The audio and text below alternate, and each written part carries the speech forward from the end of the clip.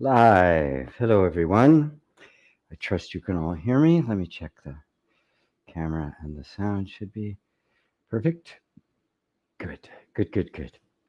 Sorry, I'm a few moments late and just had a couple things I had to do. I hadn't eaten anything. I had to put something in my mouth. I was I was starving to death. Well, obviously I'm not starving to death, but so at any rate, hello everyone. Uh, all over the world. I'm not even going to say good morning or good evening or anything like that because I have no idea where everyone is. Well, I do have an idea because people tell me, and I do encourage you to say hello and tell me where you're listening from. And if it is the first time, please say so. Satsang is your time. It is mine. I'm a facilitator, right? Not a dispenser of knowledge, right? Because no matter how true or wise something I say is, if there isn't the that energy of wisdom in you, it'll just go right by. So the actual source of wisdom is in you. You might say it's actually a conversation that wisdom has with itself. Uh, uh, because without a record, you tell a joke and somebody doesn't get it, it's not really a joke, is it? It's not. It's not funny, right? What's the definition of funny? Well, if you laugh. If you don't, it's not funny. Everybody in the world can tell you, "Man, that's funny." It's not funny. Wisdom is exactly the same way. So satsang is a communion with wisdom. Right? Wisdom is simply truth made known, truth expressed in words and in deeds, in decisions, and all the various aspects of our lives. That's what wisdom is. When an insight that we have, recognized by our inherent wisdom, gets put into practice in thought, in word, in deed, in adjustment of behaviors, and freedom from some things, and a refocusing of attention. That's what we see as visible wisdom. We recognize, a wise person. The whole point of satsang is to get you to realize that you already have it. It is not an acquired quality. It is an inherent attribute. Just like color is an attribute of light, right? You cannot separate color from light. Yet light in its uh, purest form, in its wholeness, is completely invisible. Part of it has to be absorbed and other part of it reflected in order for anything to be seen. Wisdom is like that. It is, in its wholeness, it is indivisible and irreducible. It is simply the knowingness, and that knowingness is your very being. It is, in fact, what you are. Now, when I say that, it's what you are, this is hard for us to grasp, right? Simply because we are so used to thinking of ourselves as an object, as a thing. And so wisdom and compassion and love and insight and kindness and tenderness, those are all qualities or attributes of some object. But like color is very visible. It's very perceivable, isn't it?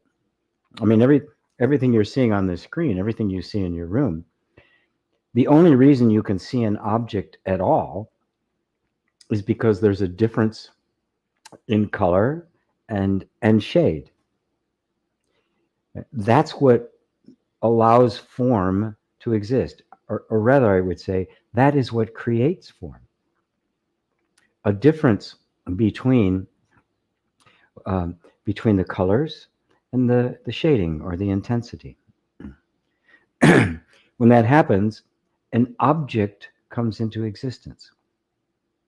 So when light becomes partially absorbed and partially reflected, an object comes into existence. Prior to that, it doesn't. If everything's just white, then nothing's there. There really isn't anything.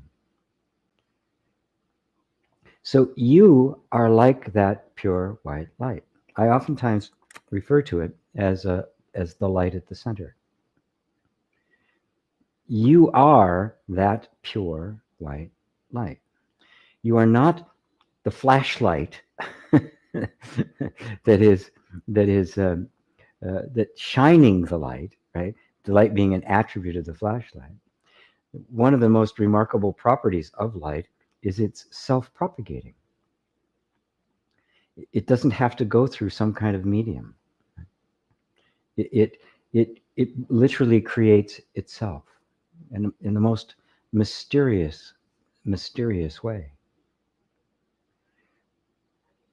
I use these as metaphors to point you back to you. Because this is what you are. You are this invisible, imperceivable, I don't want to use the word thing, because you're not a thing. It's more like a functioning, right? But it's not a functioning of something. It's just pure knowing. And all I can do is invite you to ponder this. As I do in the meditations, which I'll be doing some more of, it's always a withdrawing of attention from our regular experience, which is thought, emotion, and sensation. It's a withdrawing from that. We withdraw our attention from everything, every object, everything that is a perceivable form of some sort, be it a concrete form, like the computer in front of you, or a subtle form, like a thought or a feeling. Something that has individual definition and shape. And you withdraw all that attention back towards yourself until there's no shapes left, there's no forms left, and what remains?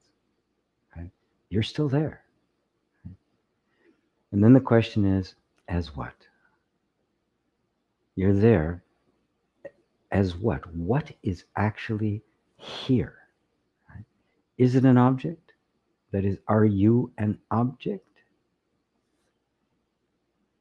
Or are you simply formless, infinite, boundless being itself?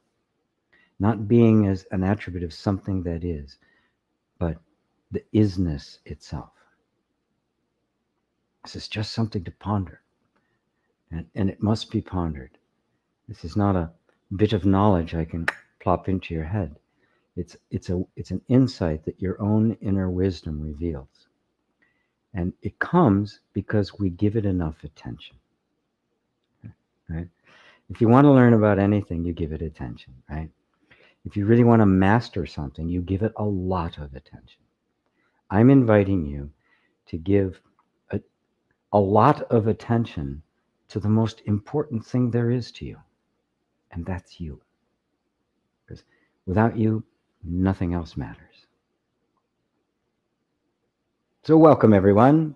Let me sit up here and after my little venting, I guess. John. Hello, John in Ireland. David and Elaine. Oh, so good to see you. My friends in Southeast England. Robbie. Hello from Romania. Hello to Robbie. Sue McIntosh. Waiting for your G. Oh, wow. 10 p.m. in South Africa. Bless your heart, Sue. You stay up that late. Just I love that. That's attention. You're showing what really matters. Roberto. Yes, Roberto. I'm right in the middle of a whole bunch of things. I've had somebody else email me too. For some reason, my system where you should automatically go over and be and schedule the session with me. I don't know what's happening with it. So I will send you the link directly so you can schedule, and I'll get it on my thing. So I'm so sorry about that. And hello from Madrid for that. I'm terribly sorry. I'm usually not this bad about stuff. Johanna in Mexico, Ava in Poland, Ursula in Madeira Island in Portugal, Tatiana in Toronto, right? Hi, Tatiana. Rosario in Spain, in Madrid. Cheryl in Pennsylvania. Dorte, nice to have you, in Denmark. Marlo from Wisconsin, where my first dramatic spiritual experience took place. P.S. says hello to you. Roberto. I've gone through all my fears since January up to date, ranging from fear of sickness, death, bankruptcy, loneliness. I always think I got the last fear, but there's always a new in storage. I think I cannot stand it anymore, and this is why I will need your help in that private session. I'm at a crossroads without knowing what to do. Okay, I'll get it right to you, Roberto, as soon as this is over. Again, my apologies. But here's let me speak to that right now. Stop cataloging your fears, because yes, these things are being created. They're not a stockpile. They're being created in the moment. People talk about we're going to peel back the onion until you get to the center. Well, it doesn't actually work that way. The whole peeling the onion thing assumes that you're something that can be peeled back. Right? You're looking at a system that is constantly creating new forms of distraction, new fears, new doubts, new concepts, new ideas. It doesn't have a bottom. It's like shark's teeth, right? Sharks have 3 rows of teeth out at all times, right? So with a shark, I mean, like the perfect predator of the sea. If it breaks a tooth, right, that tooth falls out. The one that's here, it's actually horizontal, moves up into first place. One that's been down here and out moves up into second place, and it grows a new one. You never run out. If you catalog your fears, you think you got them all, right? It'll create a new one, because that's what the mind does. It's simply creating the same thing that has been the dominant focus of your attention, right? Take the fear, your attention away from fear. When I say allow what you're feeling, I'm not suggesting we wallow in it or try to sort it out. We stop running away from it, right? When we stop running away from it, it starts losing some of its power, because I'm not engaging in it. I'm not creating a relationship with it. The relationship being I'm hiding from it, or I'm fighting it, trying to get rid of it. In either case, I've created a relationship, which means I have given it power. I, in my mind, have set this up as this horrible adversary that I now have to duke it out with. I've turned this thing into a tiger that's stalking me, when the reality is it's a Shih Tzu. It's this little yap dog, right? That you could easily just pick up by the back of the neck and throw over there. It's our minds that turn it into a big deal, right? And so when you turn it into a process, now, I'm going to get through all my fears, right? All it's going to do is create new fears. I swear to God, that's all it's going to do. It's going to make another one, right? The trying to get to the bottom of our psychological patterns is a waste of time, because there is no bottom. There's not a storehouse somewhere that it's reaching in and it's eventually going to run out. There is no storehouse. It is simply creating it in the moment, according to the pattern by which it's been taught. And what's the pattern? I'm running low on fears. All right, then, here's another one. Here's a brand new one. You'll see something on TV, something you didn't know existed before, like the coronavirus, right? Didn't exist. Nobody was afraid of it a year ago, right? Now everybody is, right?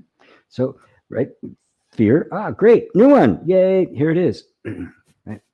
This is a very different approach, and it's not to belittle the suffering that it causes. It's not to cast aspersions on you or anyone else who's experiencing it, because right now everybody's experiencing the fear of the loss of job, fear of not having enough money, which is a reflection of the economic system as much as it is a reflection of what a failure it is. Uh, the virus itself, how it could hurt you. It could be a very painful death. I'll be cut off from my friends. The mind loves this stuff, right? Grabs it, more, give me more, give me more, give me more. It takes a kind of masochistic pleasure in it, right? Because there's this feeling that if I know all about it, then I can make myself safe. Drop it, right? Bring your attention away from the fear. Now, sometimes it'll say, if you take it away, it's going to get you. Nonsense. It's not true. It's not telling you the truth. Okay? You exercise caution, right? I wear a mask. I go to the store. I wear a mask. I walk out of the store. I take it off. I get in my car. I don't drive around with it. I don't go jogging with it. It's right. In certain circumstances, I do it. In others, I don't. And then if some kind of fear comes in, yeah, well, what if you get it? And it does. It comes to everybody. It comes to me. Right? And I just don't pay any attention to it. What's the point of trying to deal with a what if? You're fighting with a ghost, right? You won't be able to do anything until something happens, right? You take the precautions at a time like this. You take the precautions, then you let it go, right? And notice how the nervous system has become attached to having a fear to deal with. It can actually that tentacle can actually get into your identity. Ask yourself this question: who would I be without fear? Everybody asks that question. Who would I be without fear? And you'll find that our lives have been so driven by fear and the avoidance of things, which is inherent in our culture, by the way. It's not a personal problem. It's a cultural insanity, right? That you won't know. And we've gotten so habituated into paying attention to the fear that it's become this tiger in our minds, when in fact it's actually a little chihuahua. Right? It's all a matter of focus of attention. Right? And it is going to do everything it can to convince you that you must put your attention there. It's a lie. No, it's not a lie. It's not a lie. In order for a lie, something has to willfully be deceiving you. It's ignorance. There's nothing even there smart enough to lie. It is just ignorance that has infected the nervous system. Right? So that's my advice to you right now, and I will get you that link as soon as Satsang is over. Thank you, Roberto. I'm with you. I'm with you, brother. Dale, good afternoon from Winter Wonderland in Massachusetts. Oh, it's snowing out there. Hope you're enjoying your new city and pad, GP. I am. There she is, Dr. Sarah Sands. Yay! Thanks, G and Evan. Thanks to my spiritual family. I got très bien, or magnum cum laude. Sarah from France. This has been going on since I've known you. Yes? Yeah. I think that's one of the very first things we talked about is your blocks to getting your PhD. Yay. Everyone now has to address her as doctor. Let's be clear. Crispin, hello to you, sir, my friend in Switzerland. And a Merry Christmas from Roberto. Congratulations to Sarah. He's going to congratulate you now, Sarah. Yay. Yeah, we bet it was hard work.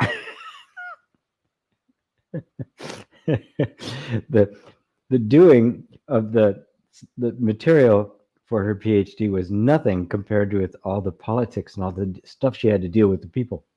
That was where all the hard work was. It was pure joy, right? Doing the actual thesis and all that was fun. Dale, I've been playing VR poker lately, and the table I was at last night, the guy sitting next to me was describing how we are consciousness having an experience. Yes, it was Wayne Dyer that kind of popularized that. This is my breakfast, by the way.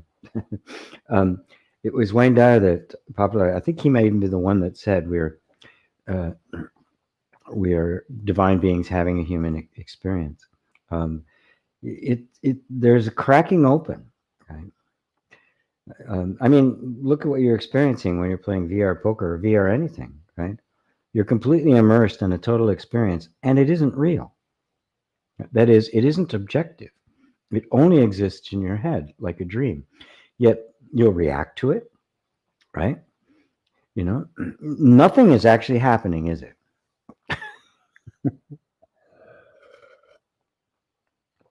Nothing is actually happening, is it? This is what is meant in non-duality when saying nothing ever happens. When Buddha said nothing actually exists, this is what he was talking about. VR is a beautiful example of that, you know, like the Matrix and stuff. There's an experience, but it isn't objective. It doesn't exist outside of your perception of it. Therefore, it isn't real. Nothing is actually happening. You are having a subjective experience. Now, trace it all the way back. Okay, so that's not real. Well, what about this? Which right now, sitting in front of this computer, listening to me. Is that real? In the sense, does it exist independently from your perception of it? Now, that doesn't mean the content isn't valuable. Obviously, you find satsang valuable, you wouldn't be coming, right? So it isn't a denial that that which is real and substantial can't manifest itself and express itself in these appearances, but the appearance itself is not real. When I say real, I don't mean it's a hallucination. Well, you could use that too. What I mean is it does not exist independent from your perception of it. Reality is that which exists, whether anybody knows it or not, whether anybody believes it or not. It is an absolute self-existent truth. Our mission here in satsang, communion with truth, is to find that self-existent, self-luminous truth. Right? And to do that, you simply bring your attention away from everything you can clearly identify is not absolute. It is not outside of my perception. Right? What isn't outside of your perception? What exists, whether you perceive it or not? What actually objectively exists? You. That's it. Because if you didn't exist, there'd be nothing there to even have an illusion, to have a dream, to have a VR experience. So you have to be there. Find the you that is self-existent. And this journey is over. Did you win?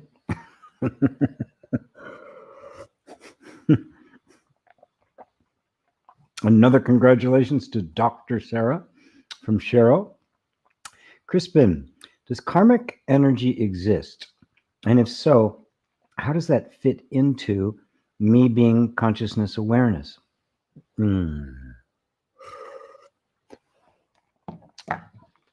Well,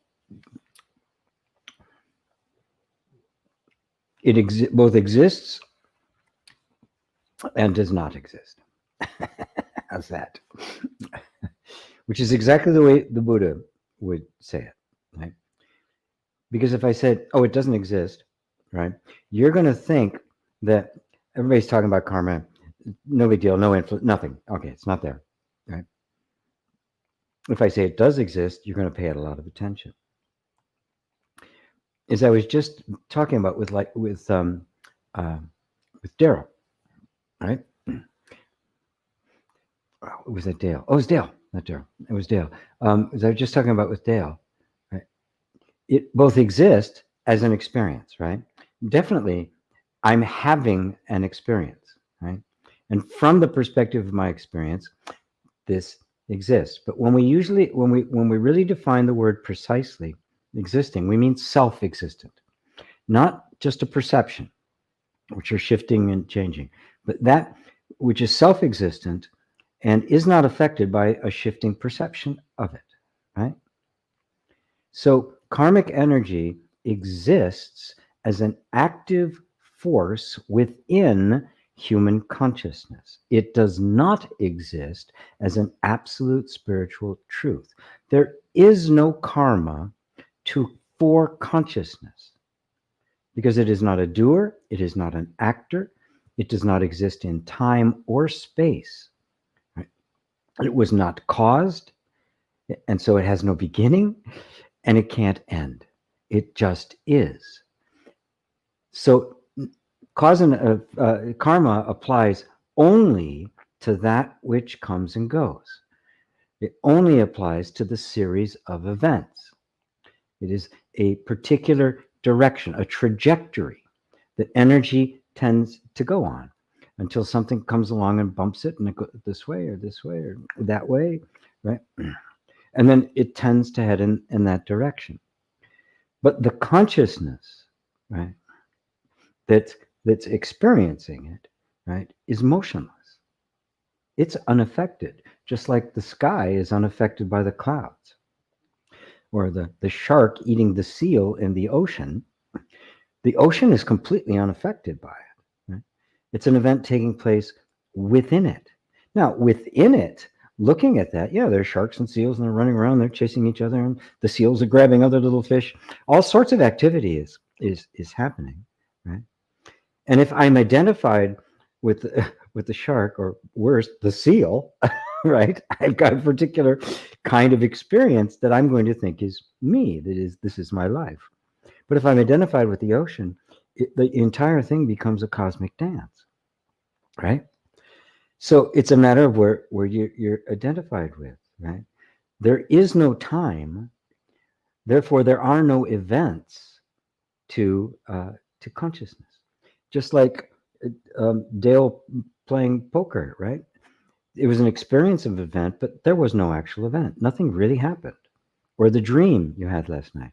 There was an experience, but nothing actually happened. All of life is like that. It is an experience, but nothing actually ever happens.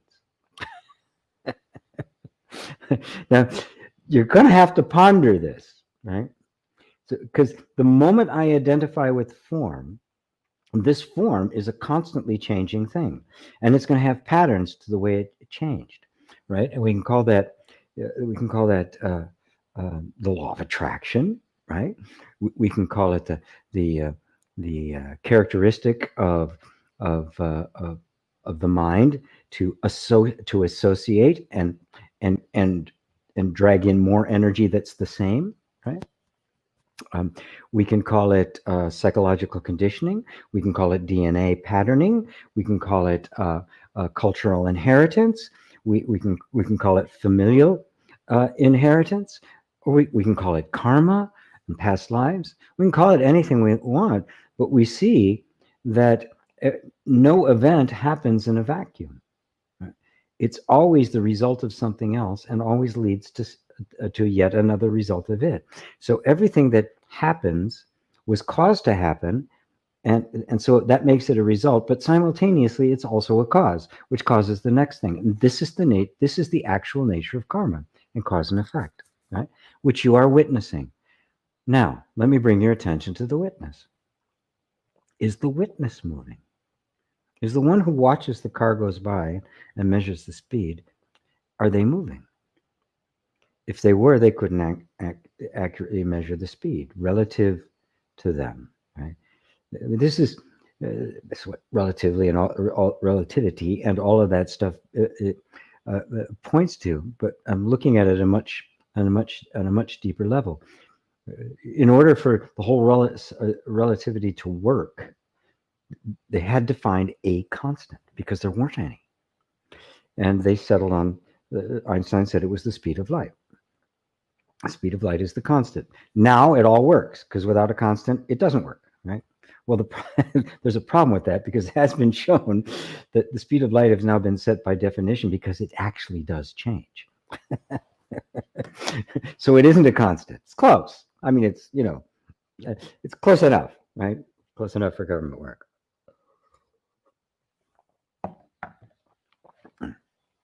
So where's the constant? There has to be a constant. Otherwise, you have chaos. Nothing, no reference point, no nothing. The constant is you. Consciousness.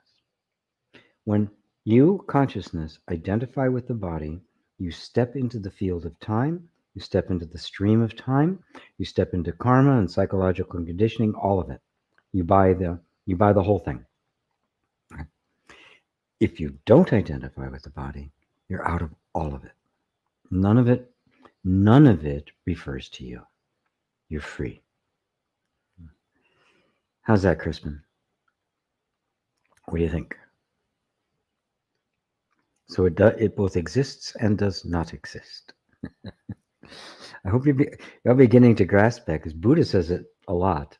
And boy, it blew my mind. It took me a while to really swallow it. And good to be here. Good to have you. Himank.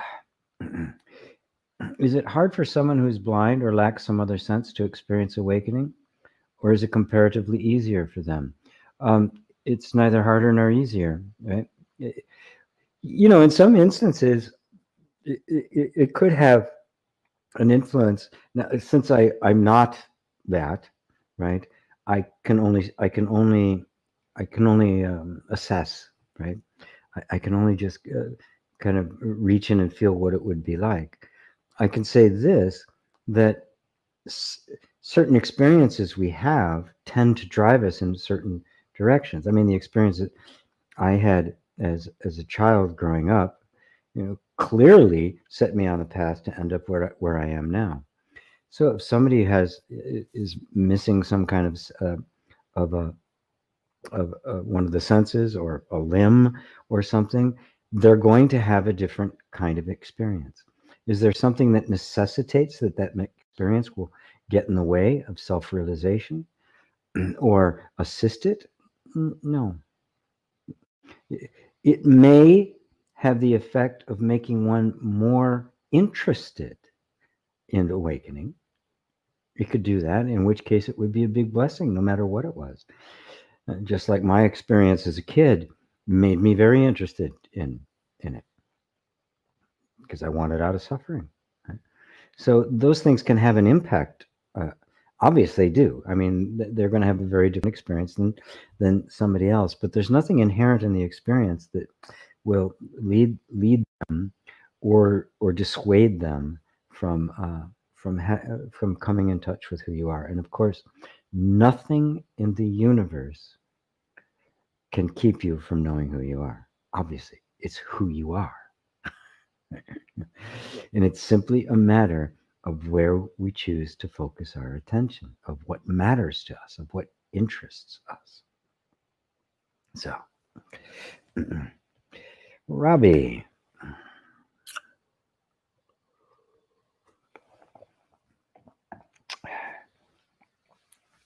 Is it enough to be a genuinely good person and not hurt anybody while doing things of interest? I have a fear of obligation of being of service to others, even if not being inclined in that direction. Well, good. Let's put that to rest right now. If it's an obligation, it is not love. And that's what much of our religious need, a lot of the spiritual stuff, right? I'm going to join this spiritual group, so I can't have sex, can't have money, right? I have to have to wear certain clothes, I have to do certain things. Or even like Osho, you have to have a lot of sex, right? Right. So it's why more people went there than the celibacy route. But don't do anything out of obligation, including this, including self-inquiry. It won't do you any good. You can't discipline yourself into self-awareness. You have to fall in love with it, right? You do what you love. Now, wisdom bids you to look carefully at the things we love, where our interests go. What is it we think we're getting from it? What is it we're hoping? What are we investing in it? That's wise. Not to take it as a religious principle, an ethical tenet or something, to say, I'm being spiritual now, I shouldn't do that. If I have a desire to do that, that's something I need to look at, because that's me. That's my real stuff. That's my real material. This is what I really have to work with. I'm drawn to something, and it's clearly not good for me, but yet I'm drawn, like an addiction. Well, what do? Right? You can try to make yourself not do it, and then you can spend years in utter misery denying yourself the thing you want more than anything else. Right? What you have to do is question the desire. Is it legitimate? Do I really want that? Is it giving me what I think it's supposed to give, that I think it's giving me? Or am I deceiving myself? It's not enough, and and if you are being a genuinely good person because you think you have to, well, you're not a genuinely good person then. I tell people, do what you want, but question your whole motivation and desire and direction of attention. Question the direction of attention. Is this? Am I being drawn to something? Am I being drawn to an illusion? Am I seeing something in this thing that I'm drawn to that isn't really there? Or am I doing something because I have to? Right? Okay, I'm spiritual now, so now I have to be of service for others. I can't eat meat. I have to meditate, 2 hours a day. I have to chant, right? I have to pay 10% of my money to somebody. The moment they become rules, you are moving away from truth. That's how cultural imperatives happen. That's how religions become oppressive and fundamentalist. They become an empty set of rules that are enforced through coercion and fear. If something is being enforced through coercion and fear, it is not real. It is not legitimate. It is not truth. It is not religion. It is control. It is manipulation. So don't do anything you don't want to do. Just question everything you do want to do to see if it's really bringing you what you want. It's that simple, really, right? If I do something and it's bringing me the pleasure, and there are no side effects, what's the problem, right? A lot of people like various kinds of substances, right? To get high or drunk or stoned or something like that, right? Okay, fine. Fine. Are there any negative consequences to it? Are there any side effects? Is it costing you something? And is it really giving you what you're looking for? What are you really looking for in it? Be clear. If you're clear, then you go, is this giving this to me? If it is, great. If it isn't, no. So do not force yourself into being of service to others because you think you have to. You don't. The highest service to others is to awaken to who you really are. It is the highest service to others, especially if you then go back and share what you found with others. If you just want to wake up and get away from them, that's one path. That's the Arhat. But when you wake up because you really want to alleviate suffering for yourself and everyone, right, that's the Bodhisattva. Right? That's why we want to wake up. Right? What's the reward of self-realization? If there was no reward, why would anybody do it? Okay, I know who I am. Now what? I'm bored. the reward is an end to suffering and an explosion of love. The end is you're no longer attached to things. Everything can be what it is. You're harmonious. You serve when you want to serve, right? But you take a joy in it. It's pleasurable, right? You're not doing it because you have to. I don't do satsang because I have to. There are no people over here with guns on me. I do this by myself. I set up the cameras and everything. Why? I want to. I love it. I love every minute of it. I love the questions. I love the interactions. I love people going, yes, yes, got it, right? I love it, right? You couldn't force me to do this if I didn't want to do it, right? So I hope that relieves the pressure on you, Robbie, and you can always tell when something is being imposed by religion or your culture or the political system, because it'll always come with a penalty if you don't, right? If you don't do this, right? Right. So it's always the fear of pain that it emphasizes, because the human system is designed to avoid pain more than seek pleasure. Right? So it's always going to have the stick, the stick to it. You got to be a good citizen. You got to do this, right? I mean, Hitler did that, right? Be a good citizen. Report, things to to the government. People, suspicious activity by people. People shouldn't be acting like that. Oh, somebody said something. Somebody said something positive about the communists. Report them to the party, right? Report them to the government.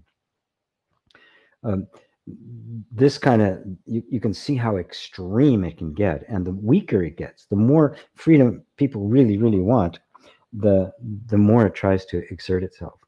That's why Christianity went from the Roman Catholic Church, which was just absorbing cultures, to a modern day fundamentalist, which condemn everything, absolutely everything. They get along with no one. So I hope that answers it for you, Himank. Yeah, man, do what you want. Do what you want, but just be willing to question what you really get from it and why you want to do it. Be willing to do that. You will not go wrong. You can't. And then you will be a genuinely good person. Genuinely good. A goodness that is innate and natural, and not just an adherence to a bunch of rules because you think you have to follow them.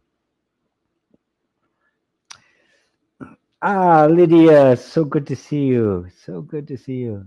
Himank, now that we're on the topic of fears, women queefing scares me the most. I don't know what queefing is. I'm afraid. If somebody can enlighten me to that term. I've never heard that term before. Heard twerking and some other stuff. But any fear is something to be looked at. Remember, the nature of fear is to make you want to run away from what you fear. Right? That is its job. That's its whole job. The problem with our modern day is our fears have us running away from things that aren't actually a threat. We're running away from psychological constructions and not from anything actually real, a real threat. Right? So if you're willing to just stand with the fear, feel it, but not do what it tells you to do, and instead turn your attention towards that which is actually causing the fear, you may find out that the fear is completely in the mind and there isn't anything to fear. And now you become free of it, and you become clear, and you become really wise. So I'll just leave it at that for right now. Mahija. Hello, G. Aaron from Canada. Always a great talk. Thank you. Glad to have you. Oh, Lydia just gave Sarah congratulations. Sarah, thanks, David and Elaine, Lydia, and my spiritual family giving me the tools to accomplish this. Yep. You're great, Sarah. Dr. Sarah, excuse me. You have earned that. Daryl, Sarah, you better work. You better work. Beautiful. Ooh, I just got notified. I need to plug in my computer. 1 second. There we go. Beep, beep. All right, we're good. Dale, yes, I want a good amount of imaginary money. It's all imaginary. You won't be able to convince some guy on Wall Street of that, but it's all money's imaginary. We made it up. We made up its value, everything about it. It's a total fraud. I bring that VR story as yet another example of non-duality spreading in our society. Many players from all over the world. Yes, it is spreading. You know, this insistence on I am this body, I am this person, I am this belief system, I am this thing, is losing its power. Oh, thank God. Look at the horrible things it's created. Yeah, it's wonderful. Andrew, IGP, I saw the videos of yours from a few years back talking about anxiety. Do you think the fact that we are unconscious of and mistrusting of a large part of our psyche contributes to this anxiety? Oh, yes, yes, yes, yes, yes.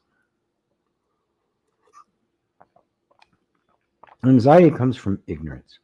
And in that ignorance, right, that unknowingness, right? And it's always a projection in the future, by the way. Anxiety is always about something that's not happening now, but might happen in the future. It grabs the attention, and because there's a gap there, there's this blank canvas upon which the mind can project whatever its dominant things are, and usually it's fear, right? Because there's this underlying idea in our culture that if I know what's going to happen, I can keep myself safe, which of course means we never actually get to feel safe. But yes, very early on, the way this whole system works was early on, as a little child, you were expressing yourself very naturally to your parents, to your caregivers. And in the beginning, everything you do is cute and adorable and lovable and wonderful. Oh, you can't possibly make a mistake, even though you're making a mess, you're gurgling, you're throwing up, all sorts of nasty stuff's happening. Oh, they're so cute. Everything is wonderful. And it continues that way until all of a sudden you do something they don't like. Now, you're innocent, right? You're absolutely pure and genuine, right? But you're doing something now that your parents have to come down on. Maybe it is legitimately dangerous, like chasing something into the street or something, right? They have to do it. Sometimes you just violated a cultural norm, something you said or some way you behaved. Either way, the hammer comes down, right? Sometimes gently, sometimes really harshly, but it comes down, and suddenly there's a part of you now, very naturally, that can't express itself. Now, it may come out again, and if it gets the same response, eventually this very natural part of you, right, becomes dangerous to express, and it has to be taken offline. So that little angel gets sent down to the basement, shut the door, and create other layers of behavior to keep it at bay. Because since it's you can't get rid of it. You can't make it go away. It's you, right? So you have to just keep it from ever seeing the light of day. So a schism takes place in our psyche. We get disconnected from our soul. That's another way of saying it.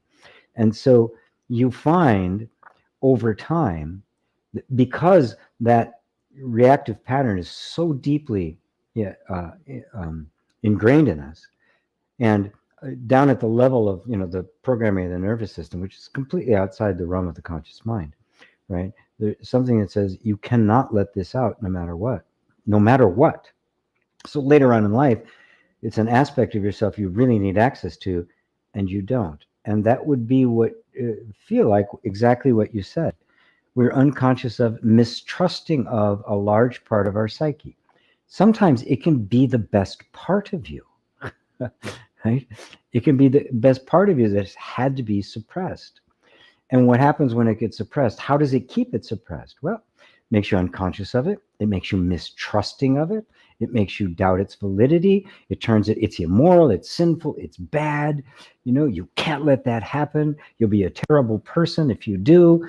You know, heaps of guilt and shame and all sorts of things to keep this from coming up. So what you're saying is absolutely correct. It's a disconnect from our soul.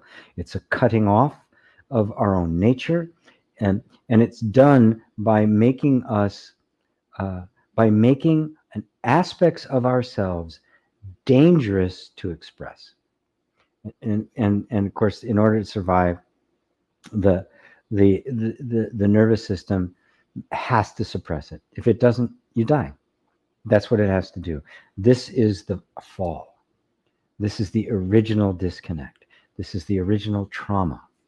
And out of it, everything else comes. Right.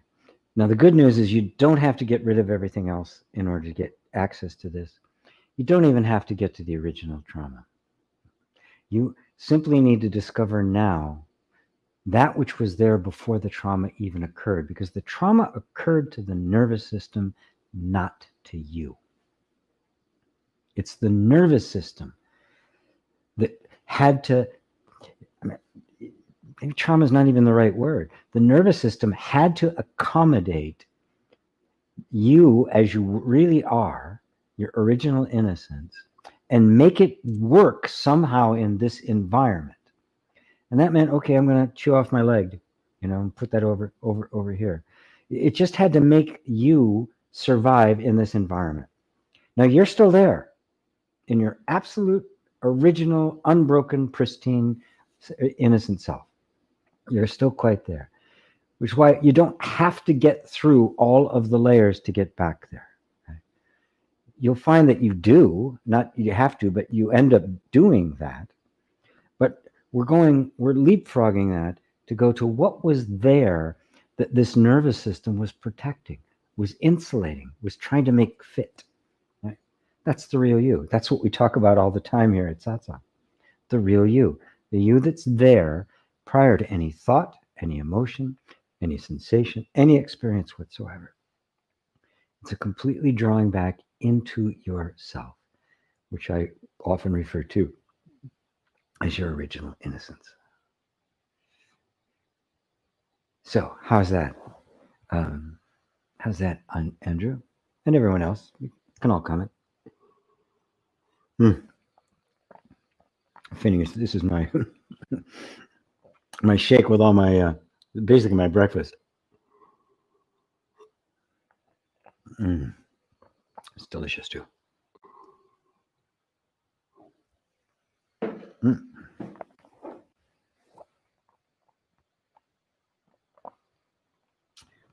Takei Mendez, did I say that name right? Takei?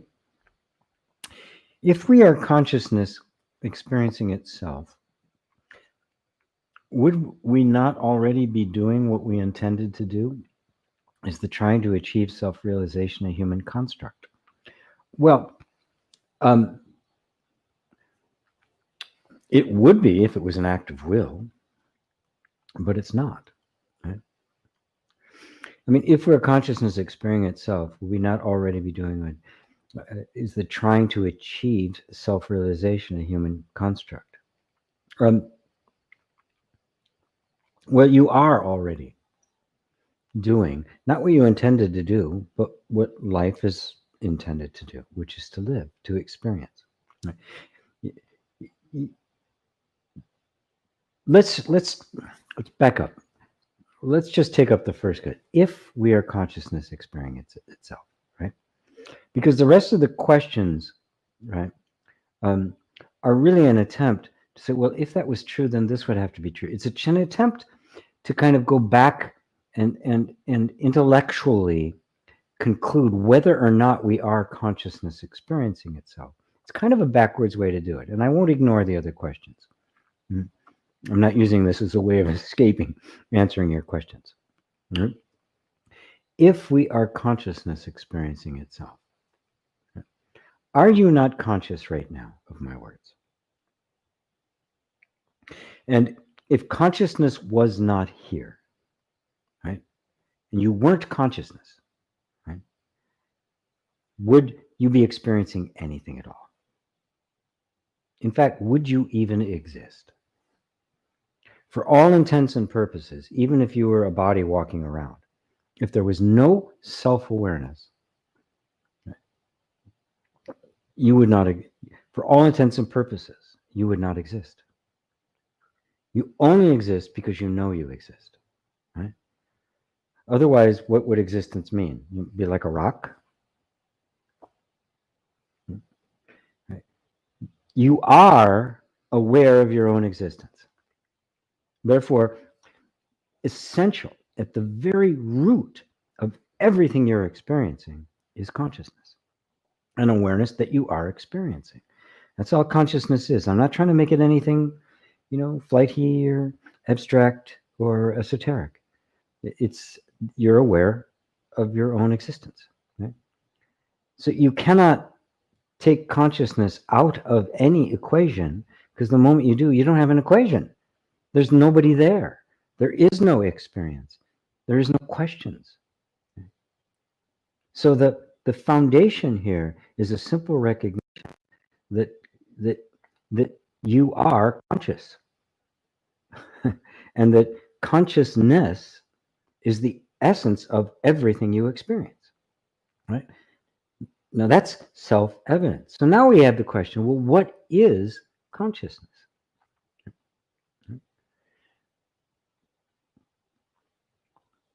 How do I define what that is? Where did it come from? Scientists try to answer that question. They have assumptions, but no real answers. They can't, because it didn't come from anywhere. Even consciousness has to be there for those questions to even be asked, right? Right. And so consciousness now is the vehicle of all experience. It is that which is essential to all experience. There is no experience without consciousness. I think we can agree on that. If you're not conscious, no experience, right? So there can't be something you're doing, intended or not, right? Including trying to achieve self-realization, any kind of achievement. Right? You see, so if consciousness is fundamental, then clearly the most important question to ask oneself is, what is the nature of consciousness?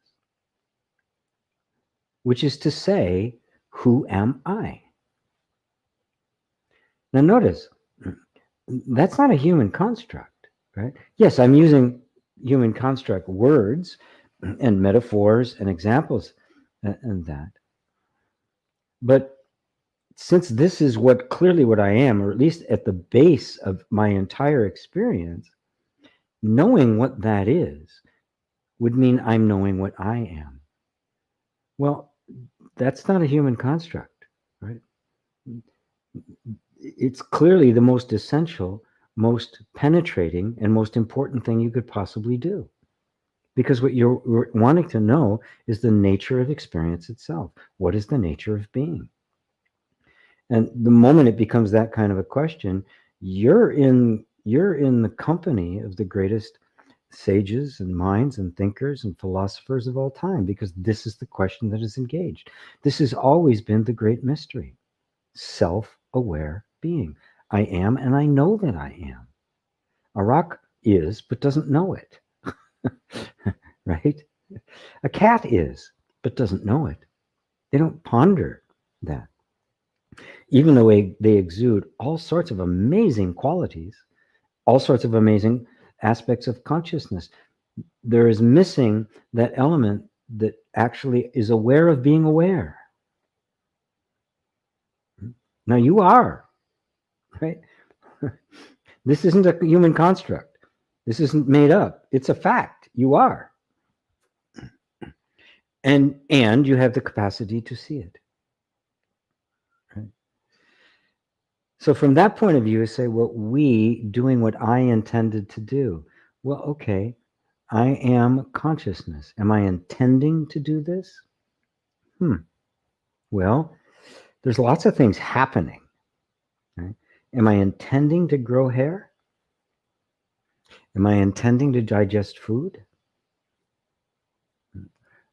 What is actually being intended and what is not? Did I intend for that thought that I just had to come? Am I intending for what my next thought is going to be? Or are they just happening? Right? Including a human construct. Did I create a human construct? Did it just happen? Now, I'm not trying to answer these questions. I'm trying to bring you in to the level of questioning that will answer those questions. Because if you just kind of assume, okay, I'm consciousness having experience, it's not actually pure. It's not pure conscious. What you're thinking of is a conscious being having an experience, as if consciousness was yet another experience you are having. Yet without consciousness, you wouldn't be having an experience. So consciousness is absolutely essential. Without it, there is nothing. The existence of anything without consciousness is a speculation, a human construct in consciousness. Because even the idea that something could exist without consciousness can only appear to consciousness. The only thing you ever experience is consciousness. It permeates absolutely everything.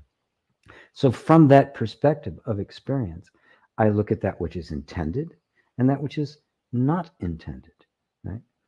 And I could actually say, we are already doing what we intended to do. You could say, you're not doing anything at all, with or without intention. And intention is just something else that arises completely without me asking for it. I don't think about it in advance, and attention arises, right? I see it. It arises to what? To consciousness, to what you are. So is trying to achieve realization a human construct, or is it innate in consciousness itself? That's the question. Right? I found it's innate. I didn't construct it. I didn't make this up. It just happened. When I had my very first spiritual experience, I had no interest in it whatsoever. I was stoned out of my mind. And I thought I was going to die. I was in the midst of just anxiety, panic, terror. I can't even describe what it was. My whole body had shut down. My throat had closed up. My heart was pounding. I could barely breathe. Right, and suddenly my body, completely out of my control, got up and started to walk, and ended up walking somewhere, completely out of my control. I was not even there anymore. It was total autopilot. Did I intend that? Oh God, no. I was a rock and roll drummer. That's all I wanted to be. So I'm inviting you into questioning the underlying assumptions that are giving rise to those questions. And hopefully in the process, I'm actually giving some answer to the question as well, because I don't want to go unanswered. So does that help? Takei, is that how I say your name? I do like to pronounce names correctly. Thank you for that. And are you new? Are you new? I'm not sure I recognize the name. 99 Sanchez. Hello, GP. Just joined live. Welcome. 3 years ago, I had a huge awakening. Beautiful. But it turned into suffering with time. My mind went through different phases. I know the potential of life, but right now I'm in suffering.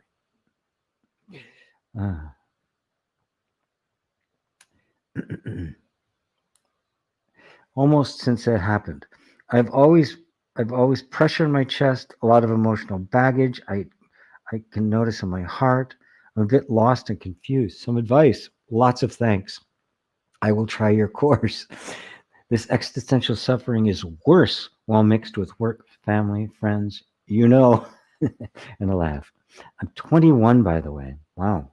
18, you had an awakening.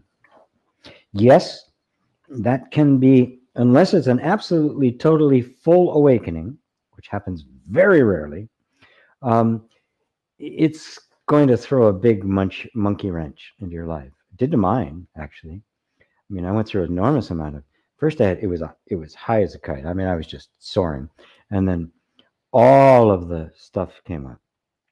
Decades, probably my whole life, all the traumatic stuff, childhood, relationship, because I was in a really bad marriage, the past lives, all of it, all the unprocessed material started coming to the surface, and I had no idea what to do with it. On one hand, I'm talking to God, totally beautiful. On the other hand, nothing in my life is working. It's just one disaster after another. It's just one suffering moment after another. So I know exactly what you're going through, my friend. I was 19 when it happened to me. And 3 years later, I was married, and it was just completely downhill from it actually started downhill before that, but I didn't see it, right? I was sliding downhill. I didn't really realize it because I was just, I was lost. I was up, I was talking to God. What can I say? So here's what's happening. First off, there's a beautiful exchange that Nisargadatta had with the gentleman, who said to him, as you all know, Nisargadatta Maharaj is one of my favorites. Well, I've never met him, but I regard him as one of my teachers. I Am That is one of the best, greatest books of all time. Anyway, some man was talking to him and said, "Sir, I totally resonate with what you're saying. All of it goes right to my heart." Says, "But to be truthful, I am always experiencing suffering." To which he shot back, "No, you are not experiencing suffering. You are suffering your experience."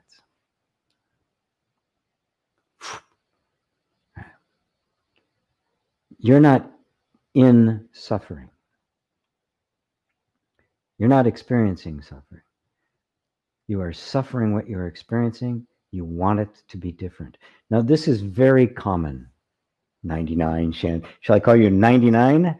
Just 9 for short as a nickname? Or Sanchez?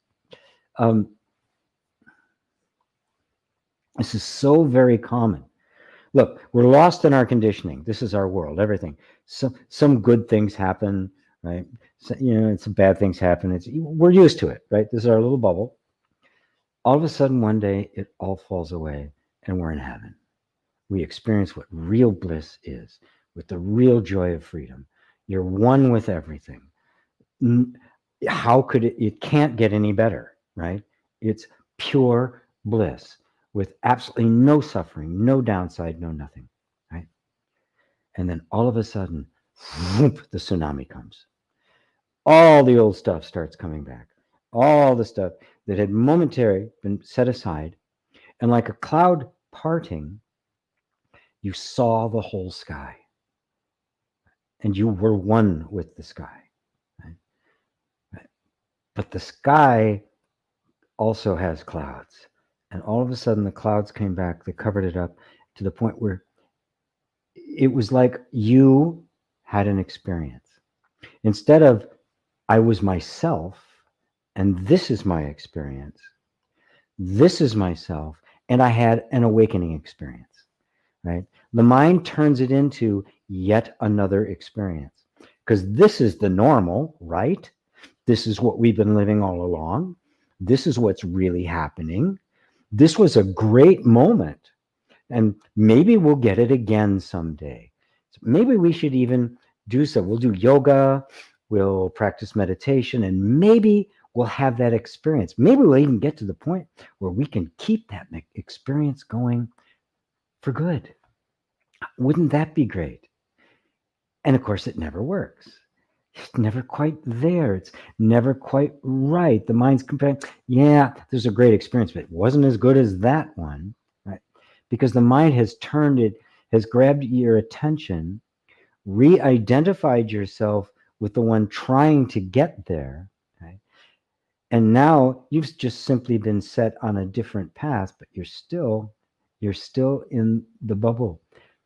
What you experienced was no bubble. The bubble was gone. But you had not yet developed the whole character and the whole karmic energy and all of that to be able to realize that that was you. You experienced yourself as you actually are. You're not this and having that as an experience. And that shift means I am that experiencing this. I'm the sky experiencing clouds, not somebody looking up experiencing a blue hole for a minute. Right? So the sense of identity simply has to shift. You identified with the separate self are trying to get to an experience. And compared to that experience, nothing in your life is going to hold a candle. Nothing is going to be satisfying, right? Forget it. It's just not going to happen. Everything is going to be, yeah, well, it's not that. And so what happens is there's this rejection of life that takes place. And suddenly we think that somehow transcendence is, I got to get out of my life. I got to get out of here. I got to leave this world. I got to go to the next one. I've got to transcend. I've got to go converse with the fifth dimensional beings, or I've got to leave my body. I mean, a million ways to try to do that. So you don't know the potential of life. That's not actually quite, you are life. This is the potential of life. What's the potential of life? Blah, boring, mundane moments. That's a potential of life, right? No, you don't want to hear about that, right? When you say potential of life, it's angels and dolphins and rainbows, right? But this is the potential of life too. Grief, pain, loss, right? Broken hearts, right? That's not suffering, that's life. When I don't want it to happen, when I resist it, when I say this shouldn't be happening, it becomes suffering. That's what he meant. You're not experiencing suffering. You're just experiencing life. You're suffering your experience because you think it's supposed to be something else. You are the sky experiencing the clouds. Reverse the position. Put yourself where you belong. You did not have an experience of something else. You experienced you as you are. You had a moment of awakening. What does that mean? It's not you had a great experience. You experienced you without anything else added in your original pristine purity. Now, that shift of perception will change everything. At this point, you won't resist life. You'll just let it happen, right?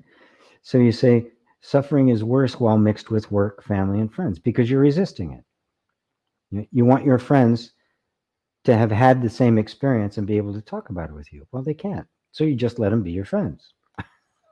And you come places like this, come to here and other places where you can talk about this and everyone goes, yeah, right, totally get it. Right? So you have the Sangha, right? The community that is supportive. And, as time goes on, you'll find others. They're out there. And they're looking for somebody like you, by the way, to have a little bit of to have some friendship and intimacy and closeness. So you're suffering your experience. Make that shift. Right? It's worse because while you're working, your entire focus is on, oh, it's not this. So this is so drudgerous. So what's there in the moment, which is in fact the sky's there, right? The sky doesn't go away. The clouds are in the sky, right? So your work is in the infinite sky of your being. So what's the matter with it? Only a resistance to it, which means you don't get to see it for what it is. The clouds are an aspect of the sky. They can't exist without the sky. Sky can exist without it, but they can't exist without the sky. So they're an aspect of the sky. They're a characteristic of the sky. They draw their being from the sky. If you see that, you're going to find the most amazing subtle little beauties and and interesting things in your work, your family, and your friends. Right? And the more you do that, the more that attention really lets that in, you'll find that those things in your life which really are draining, are really energy sucks and aren't bringing anything to you, they'll just fall away. The friends that aren't supportive, aren't contributing anymore, they'll fall away. Family too. I mean, I left my whole family behind. I had to. They were destructive. Didn't realize it until I saw the influence my family had on my kids. Because I grew up in it, you don't really see it. When I saw the influence it had on my kids, I'm out of here. These guys are nuts. And they were. Right? Not in a figure of speech. I literally had nuts people in the family. So at 21, oh my word. Oh my word. How beautiful. That's so beautiful. Oh, I'm old enough to be your grandfather. Okay. How is that? How is that, sir? How are you doing? Does that help? And yeah, the inner reconciliation courses they'll make all of this so clear to you. You'll never be confused again. Patricia, hello. Wonderful to be with you too. Patricia in Vancouver. Robbie, thank you for answering. Got real relief. Definitely was stuck on avoid punishment, obligation of doing things, and not doing out of natural joy. Even helping others area. Yeah, it's what happens. Yeah, but I think you'll find the more you don't have to do it, you'll find yourself doing it because it will be joyful then. It's only not joyful. Being in service is only not joyful because you think you have to. If you don't have to, and you really don't have to, and you can make the choice, you'll find you choose it all the time because it has an innate joy in it. And then you'll find what real service is about. It's about enjoying the love of interchange, the love of giving, the love of compassion, just the joy of sharing, right? You'll just be sharing your happiness. It'll be no big deal. Hemonk. No woman will actually tell you what queefing is. It's just P word. Ah, I see. Sorry if I sound immature. It's just too funny a thing to be scared of. Interestingly, so you're okay. Well, like anything we're afraid of, the fear is all in our mind. It's got some kind of an association that says this is something I should be afraid of or embarrassed of or avoid or hide, which is of course a denial of life. Anything that happens is just natural to life. It's just the way it is, right? And we just have to align ourselves with the way things are and appreciate it for what it is, right? Because let's see how I can put this judiciously. It just kind of comes with the territory. You're a guy. If you like that territory, it just kind of comes with. So, enough said, I think, yeah? That is without it. That's the first time I got a question like that. Thank you, Robbie. Oh, beautiful.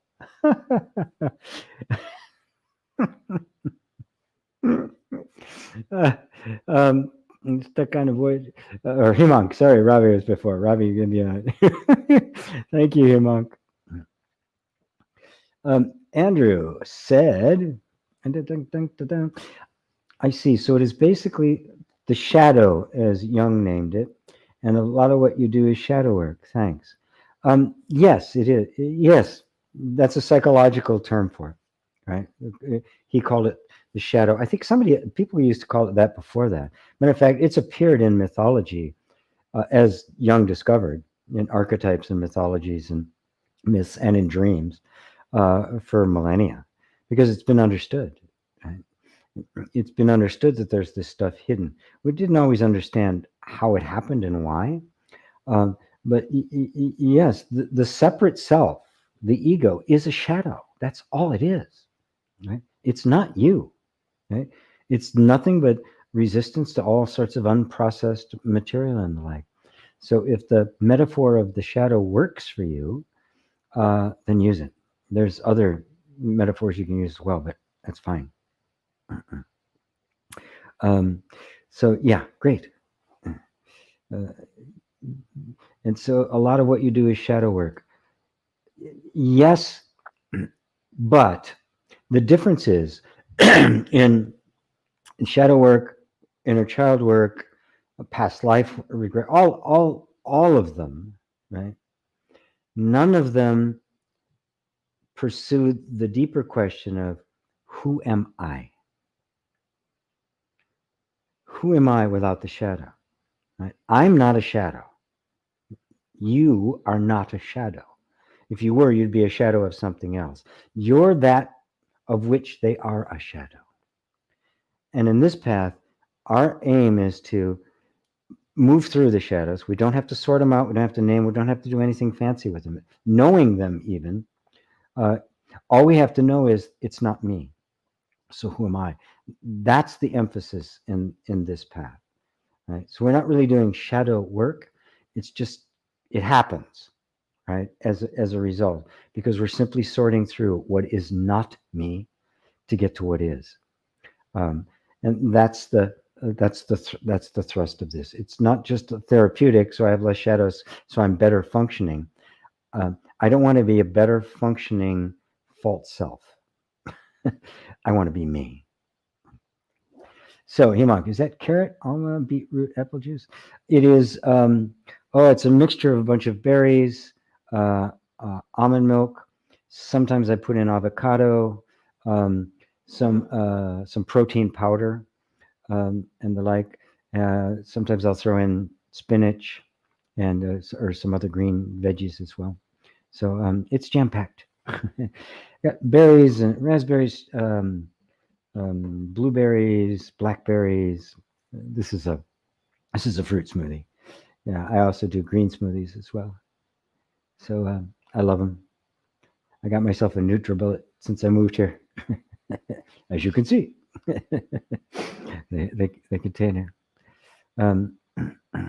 Andrew, first Penny. Hello, GP. Congratulations, Sarah. Great.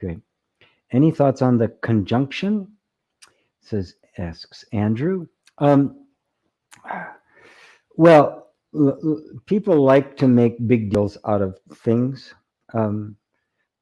If I believe that the conjunction of planets or stars or an eclipse or something is going to affect me, it will. Not because it does, but my beliefs do.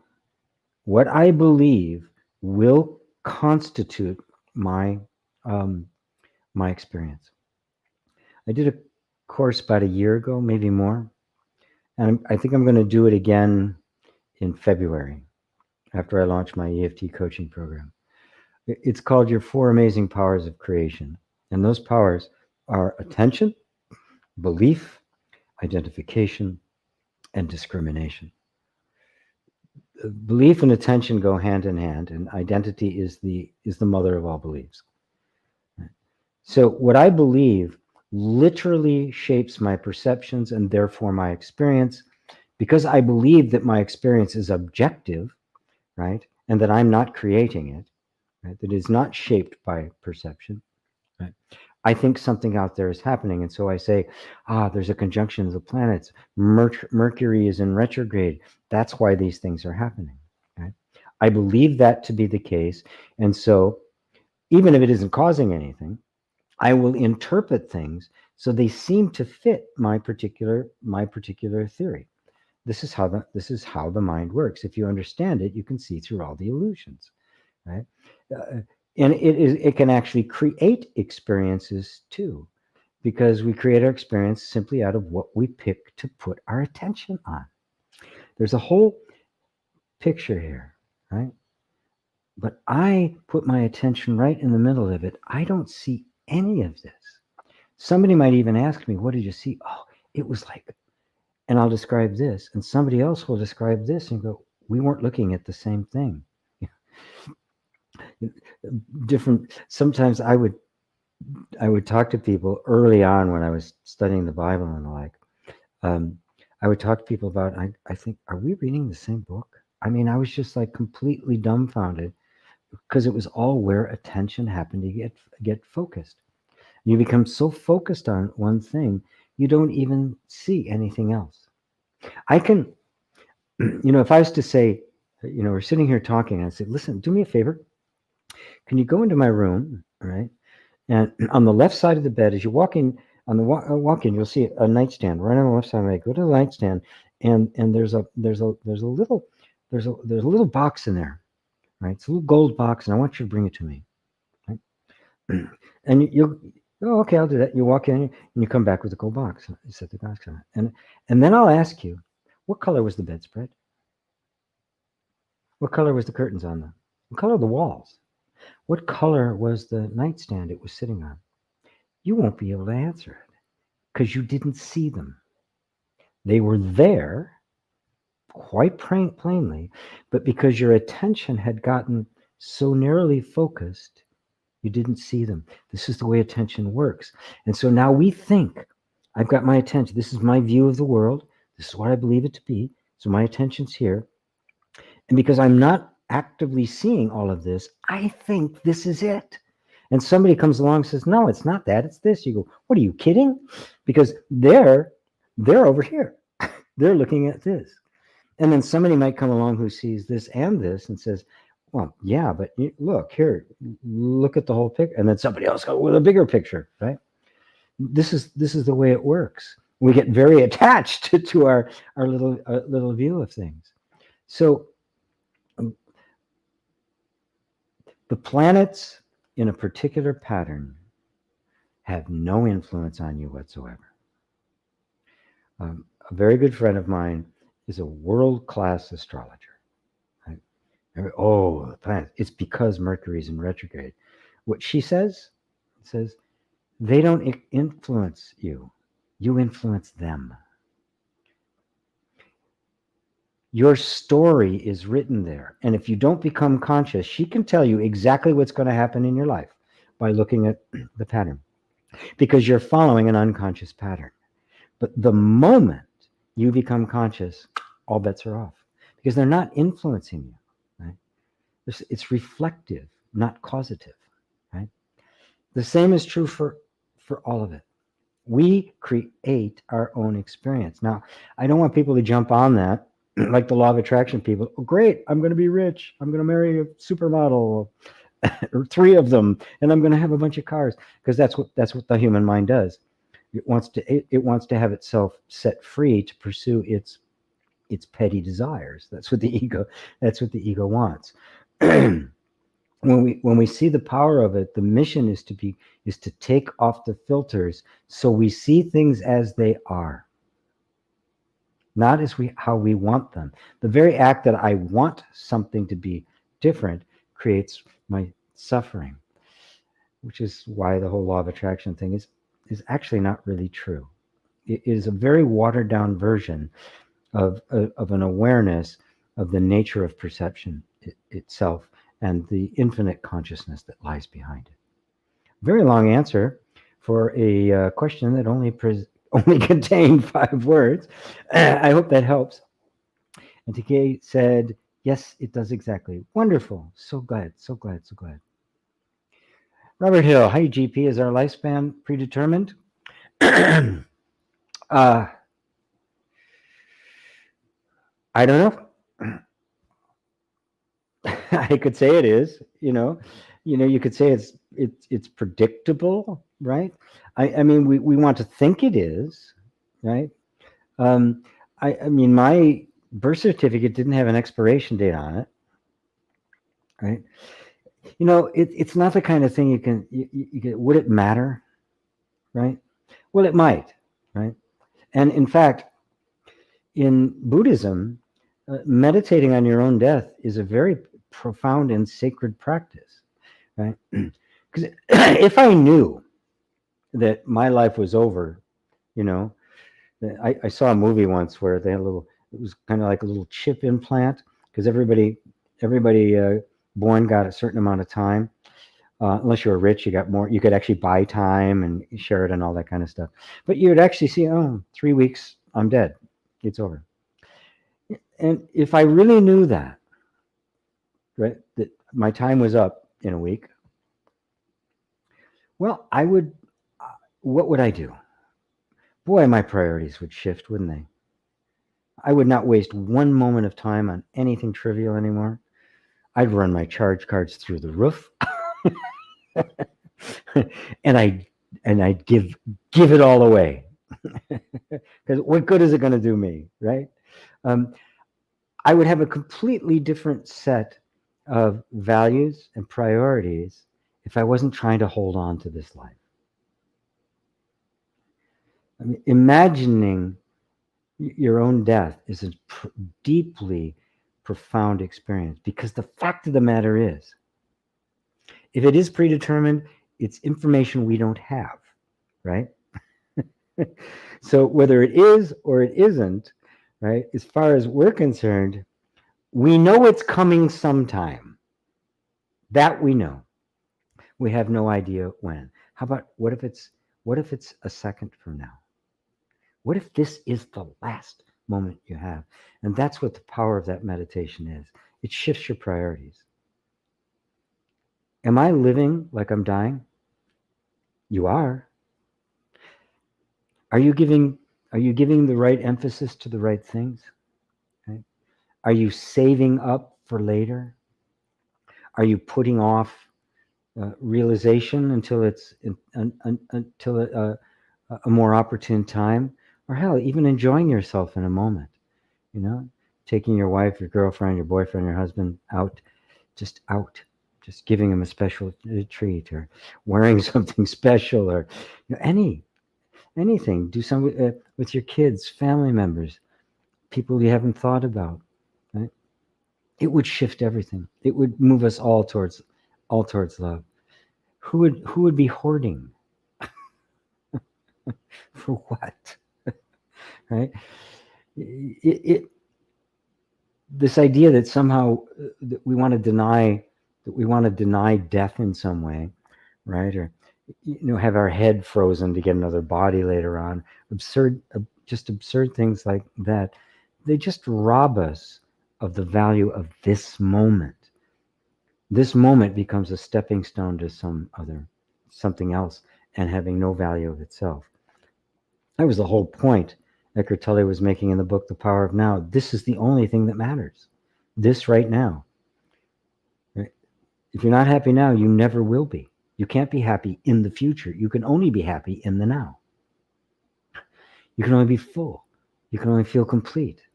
You can only be you here and now, because that's all you have. And so making now a tool to get to an imaginary then is insanity. So let's do this. Yes, Robert, your life is predetermined. It's over next week. What are you going to do? Happy Death Day. I know, a little early, but you can't wish Happy Death Day belated. How's that, buddy? Sanchez says, I have been trapped in what you're saying for 3 years. Incredible. Yes, my friend, it's okay. You're only 21. Oops, it's okay. Yeah, but it's okay. 3 years, nothing. People get trapped in that for lifetimes. Look, everybody who starts on the spiritual path, it's because they had some kind of experience or the promise of an experience, right? So they try everything. They go to India. They go to some guru. They become yogis, or whatever, right? And you can get caught in for lifetimes. 3 years, dude. I'm glad you found me. Himonk, regarding Takei's question, There's no knowing or searching for the truth. It's realized when thinking is stopped altogether.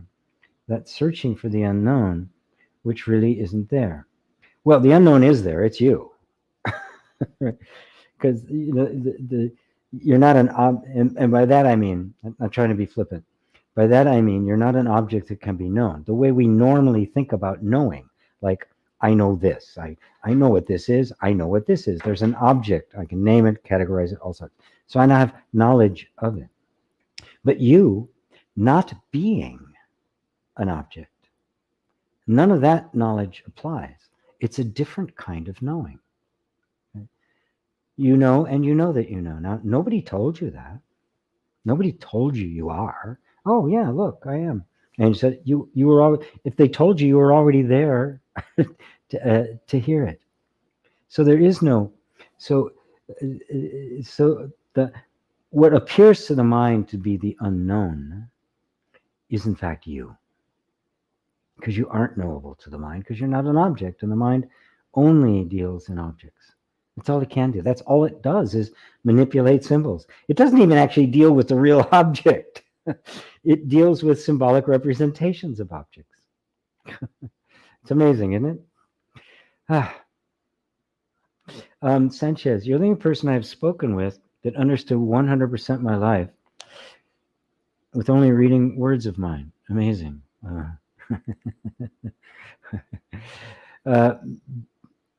Because at this level, my friend, it's the same experience.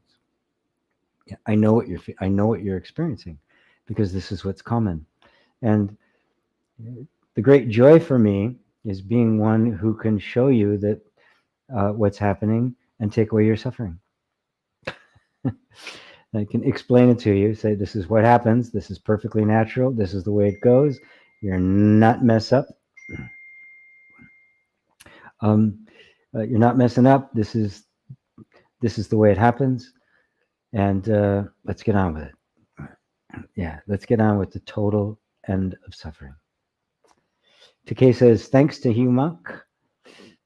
Sophie, hey GP, what about unconscious beliefs that create suffering, and we don't know the underlying cause, but just keep experiencing the same loop of suffering? How do we find these to live more peacefully? Sophie, beautiful, beautiful, beautiful. Sophie's great.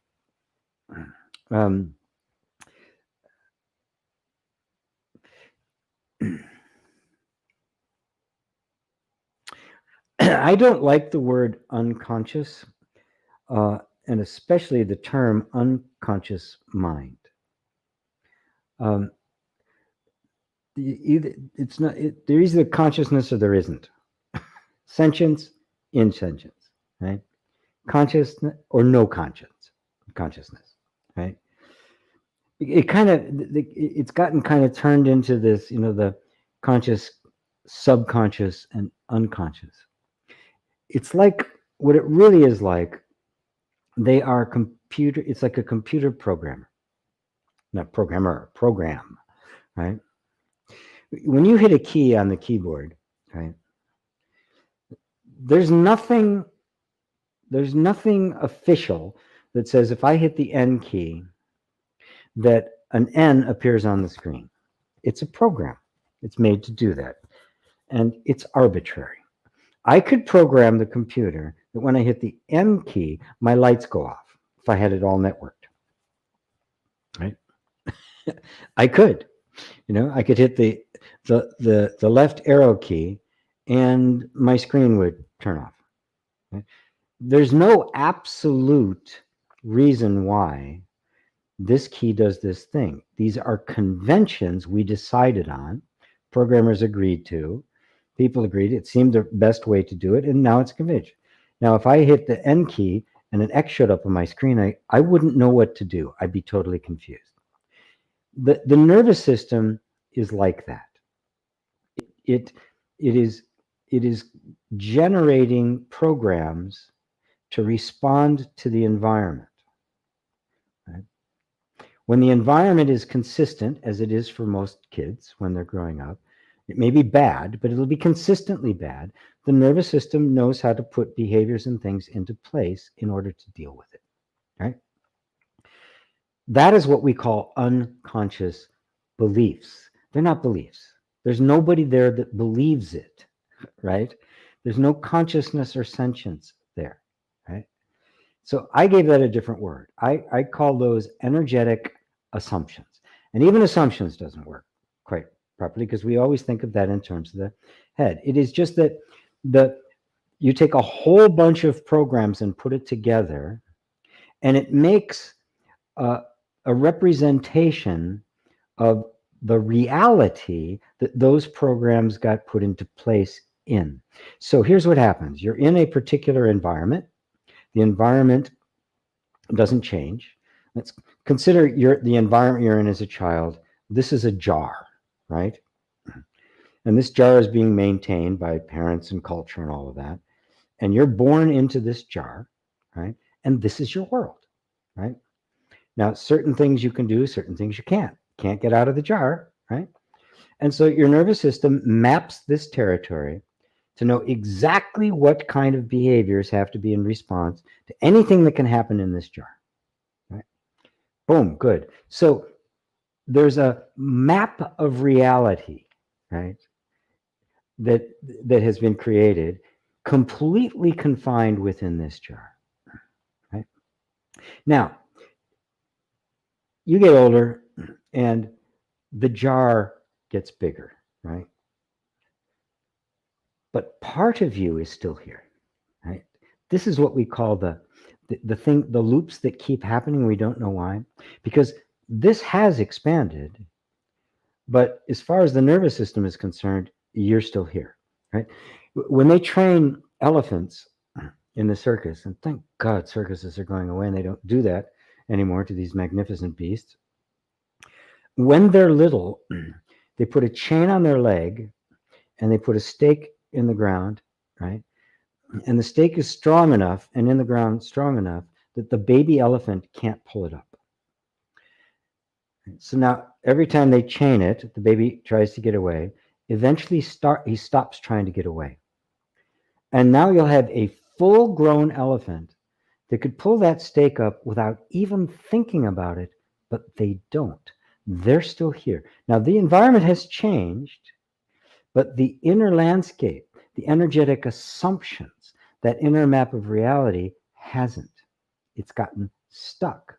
It still thinks this is where we are. Like the Japanese soldiers after World War II, thinking the war is not over. They were still fighting a war that was no longer waging. Right? What do you do? Right? The energy system has to be shown that this environment doesn't exist anymore. Even though the environment has changed, the energetic assumption is of the environment. Remember, all of the behaviors got put into place in response to the environment. And of course, because all of these behaviors worked, you survived in that environment, it actually even resists having the environment change. You following? It really doesn't want to, because it's not sure if the environment changes. I'm not sure I can survive. I know I can here, so leave me in the basement, please. I'm fine. Right? So even though it literally has, this hasn't got the word. So how do you uproot these? You have to give it the word. Now, there are all sorts of ways in which unknowingly we're reinforcing that environment. Every time I do something to try to force it to change, I'm reinforcing the environment. It digs in more. That's why I say self-help doesn't work, because it's trying to make you change. It's trying to force this into a different environment. It's not going to go. What happens, though, if instead of this, because it was fear, danger, all sorts of things that created the environment they had to respond to, what happens if into that environment I interject pure love? Nothing to defend yourself against. All of a sudden, that very same energy goes, wait a minute, something really is different. Maybe the danger's gone. This is the nature of unconditional love, because there's no need for a defense of it. This is the whole process I call inner reconciliation. You begin to reconcile with this energy rather than force it into something. And it starts simply with what I call the yoga of allowing.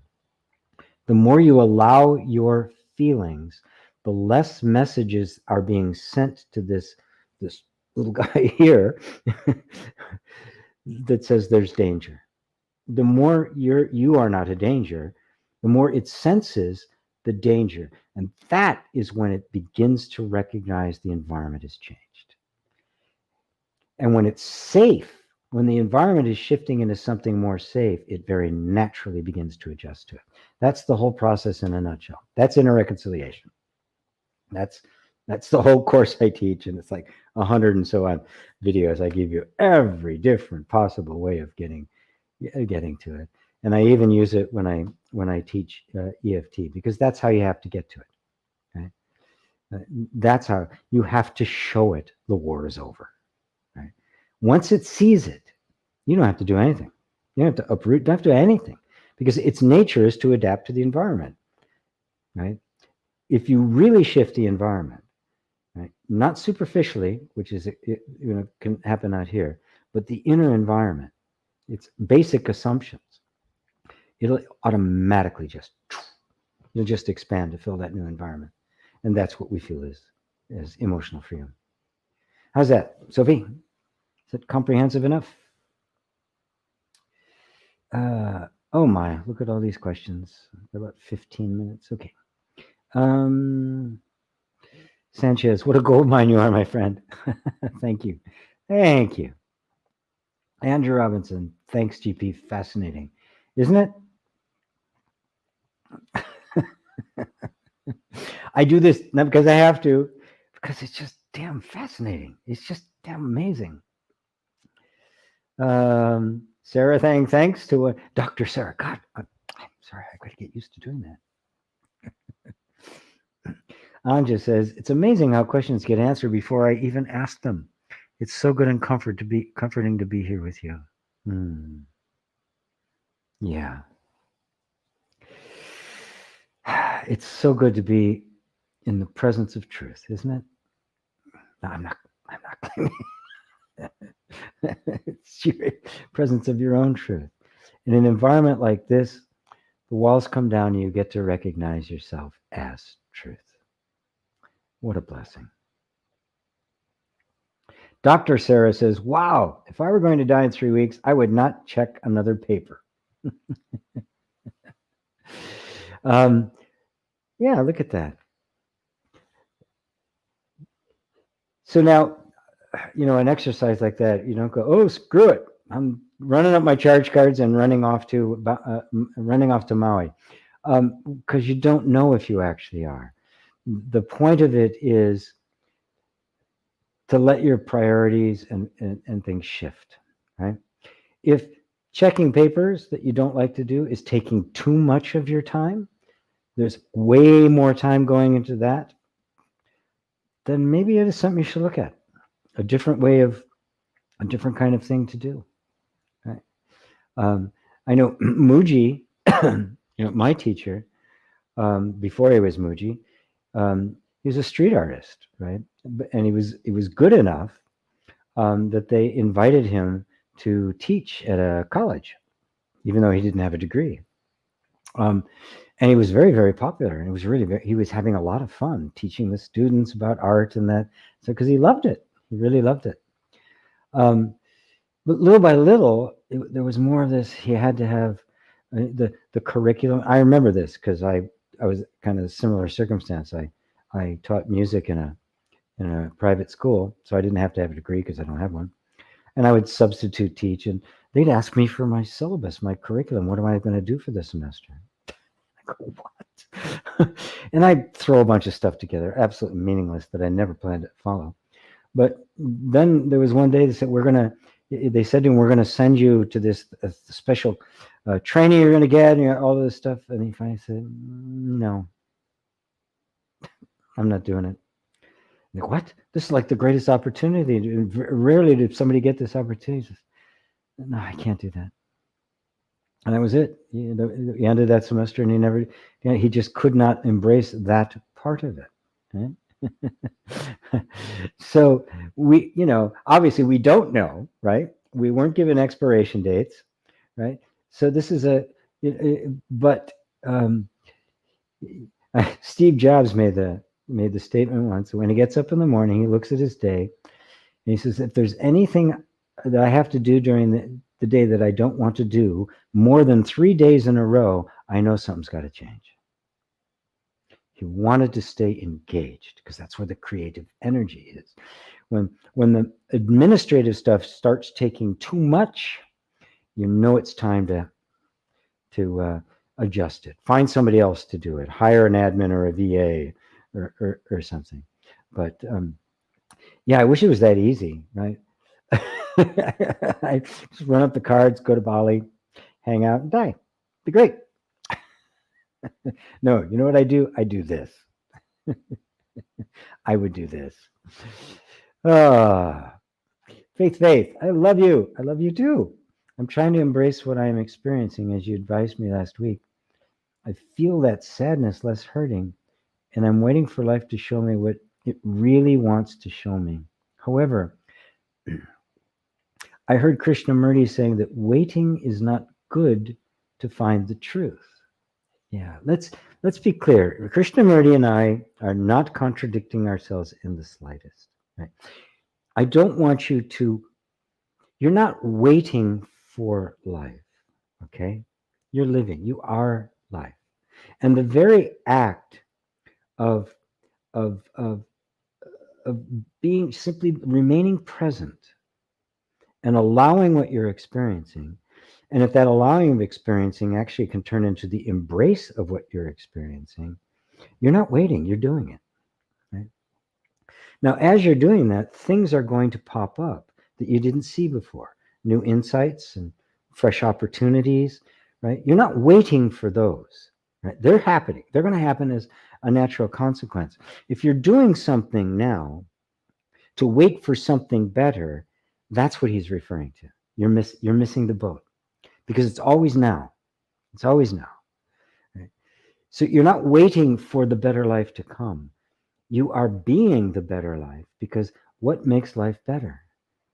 The embrace of it, your total presence in it, the nowness of it. When the nowness of it is there and you're in the nowness of it, you are tasting it. And if you're in the now, you're not waiting, are you? The mind wants to wait, and by waiting, it means projecting the benefit off into the future. The benefit is in the allowing itself, right? That allowing will bear all sorts of wonderful fruit, but they're the wake of the boat. They're not the direction. They're the consequence. They're the fruit of the tree. They're not the structure and essence and roots of the tree. Okay? So it's not a contradiction. You're not waiting for the truth, because in being the allowing, you are the truth. That is the truth. Right?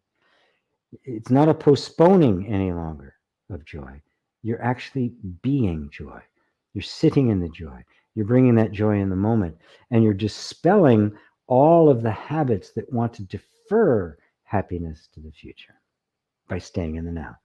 You see? You see the difference? It's subtle, and thank you for bringing that to me, because it's easy to make. I'm going through that. This allowing, right, or simply being present with things is a means to an end, and that the payoff is later. It isn't. It's the end, right? It is the payoff, because the more you do it, the more peace becomes now, right? And the experience is now. It's not an experience you're going to have later. Your present experience is that harmony and peace.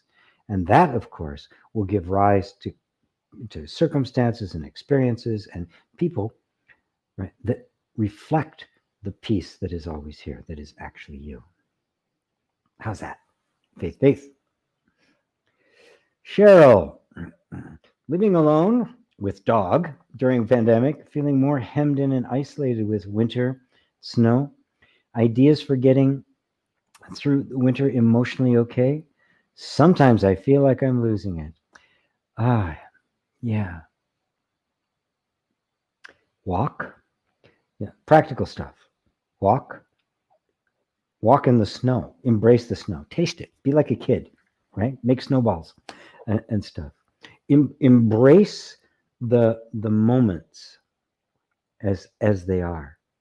And use this as an opportunity, because what you're feeling when you're feeling hemmed in and isolated, which is a lot of people are, and a lot of people who wanted to say that the pandemic was just a big conspiracy. Part of it was, part of it wasn't, right? It's, want to take an absolute position, right? We're feeling that, and they didn't like the fact that all of their habits and attachments and really addictions, they weren't allowed to indulge anymore. And they were angry about it, and they wanted to blame somebody else, right? How about looking at that energy that feels hemmed in and isolated? What is it in me that feels hemmed in and isolated? Why should I feel hemmed in and isolated? Is it the nature of being, or my true self? Right? I'm going to spend eternity feeling hemmed in and isolated. What is it? Where's that coming from? What energy in me isn't content with myself? Why can't I just hang out here with my dog and be completely at peace? Why do I need something else? This is a beautiful opportunity to explore this. This is one of the gifts of the pandemic and everything we have to do to respond to it intelligently. It's taking away from us all of our distractions. Oh my God, how many distractions we have. Now look, we got plenty more because there's plenty online, right? And a lot of people have substituted it. Now they're on Facebook all the time, right? Or Instagram and that sort of thing. Again, to what? To avoid the feeling something in me, right, hasn't really been fed. Right? What is that? Can I take some compassion on that?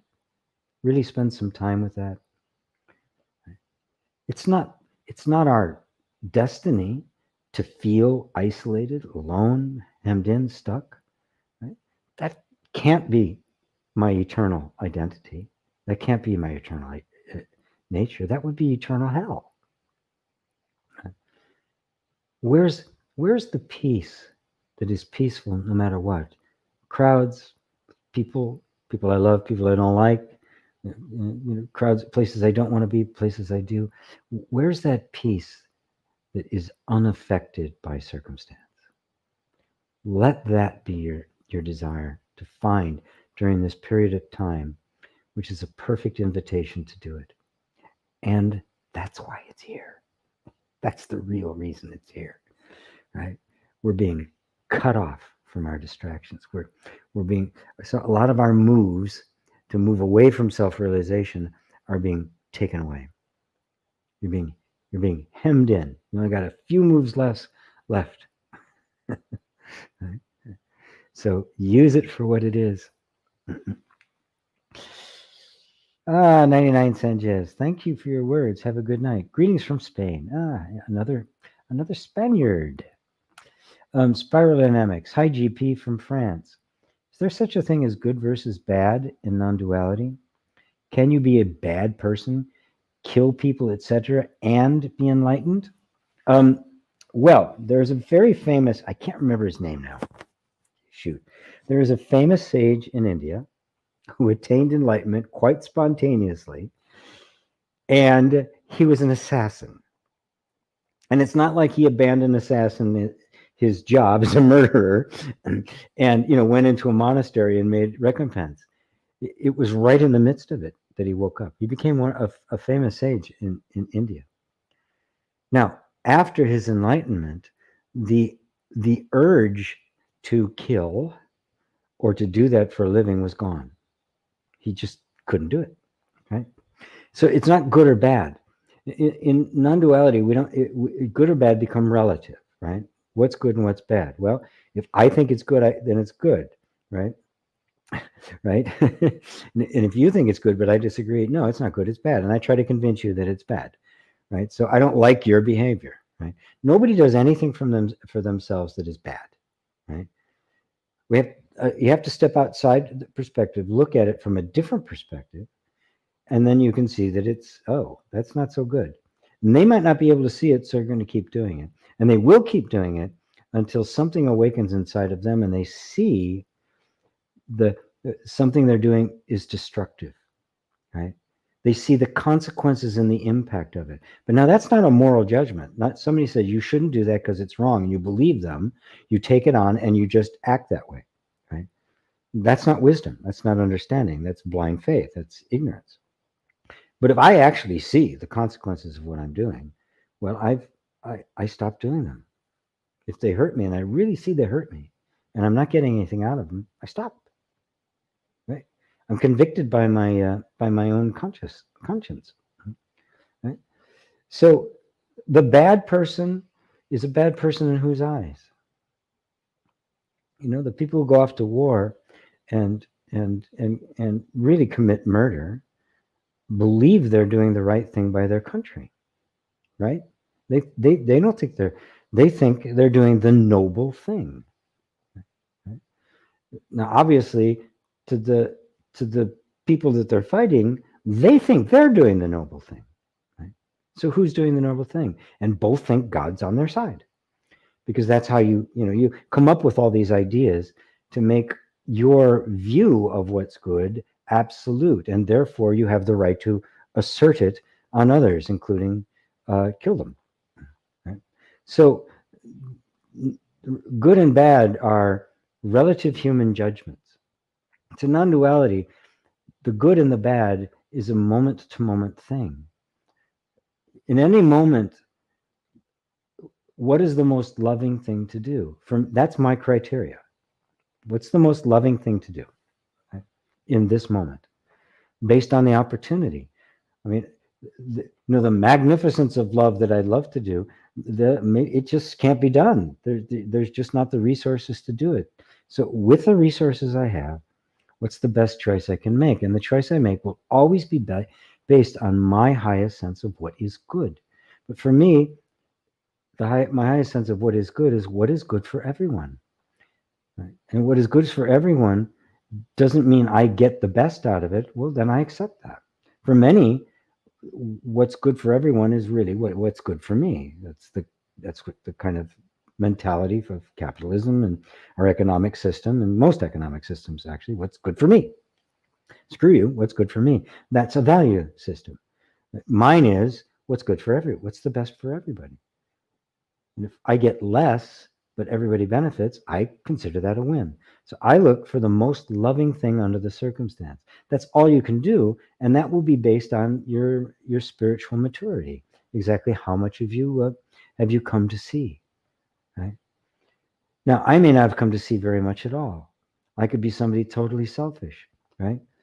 I could be the CEO who decides I'm gonna increase my stock price, which increases my personal value by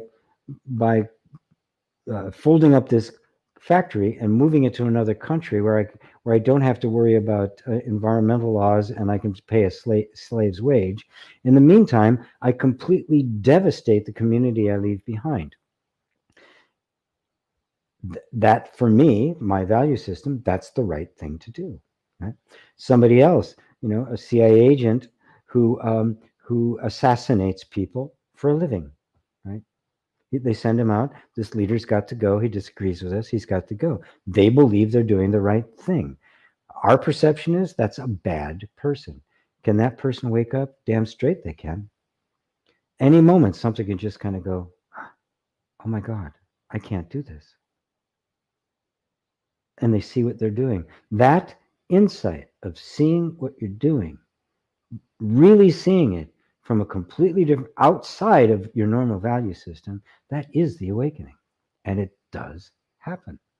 Sometimes it's forced. People are forced into that by circumstance. I heard an interview very, very long time ago. You may have heard me say this before. An interview with a fellow who had been a very high-ranking member of the American Nazi Party. And of course, the Nazis aren't just white supremacists. They're the supremacists of everything, Jews, Muslims, anyone of color, but also defects, people who have some physical defect, or you're blind, or mentally ill, or mentally retarded.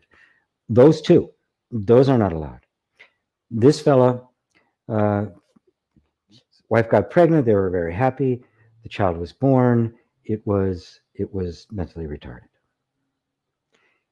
He was ordered, and by his value system, his job was to kill that child. You don't realize these things are going on, but they are. He couldn't do it. It was such an emotional crisis for him. He could not kill his own son. And the end result was it brought the entire philosophy and value system he'd been living under for decades actually rose to a level of being in the elite of it. And he finally saw through it. It took that to break the bubble and have him see through it. And listening to him talking about it was just really, really touching. But it took that. So, but it did. And he woke up. I know there are others that probably killed their kids, but not him. So awakening can come to anybody at any time. It is no respecter of anything. You don't have to be a good moral person to wake up. If there's a crack in the door, truth will stick its foot in. Wow, love. Z says, I love the programming metaphor. Yeah, it works, isn't it? Isn't it? Tatiana, wow, beautifully explained. You mean an addition to understanding, made an addition to understanding inner reconciliation. Oh, thank you. Every time I say it, it's different. One of the times. Sophie, thank you. Love is the answer. Amen. Yes, says Tatiana, love is always the answer. So powerful. Cheryl. Seems a lot of spiritual teachers are in Bali. Cheryl. Well, I've chosen Seattle with its cloudy skies. Dr. Sarah says, you're right, G. Thanks for the great advice. I've got some alternatives in mind that would be fun for me and my students. Beautiful. Tatiana, gifts of pandemic, so many. Faith, thanks, I got it. Yay. Ava, thank you for this great time. I feel of Satsang, feel so grateful to life for meeting you on YouTube a few years ago. I've met so many people. This is so great. It is so great. Penny, thank you, Sifu, and everyone. You're welcome. David and Elaine, we echo that. Ava, exactly the same for us. Patricia, thank you. Yes, I agree. My friends here, once again, you have resonated the consciousness of truth into this now. Thank you so much. Welcome. Thank you, G. Every satsang with you brings more clarity. Sophie, how do you make peace for yourself when you see that you hurt others with your behavior not being loving? Wow.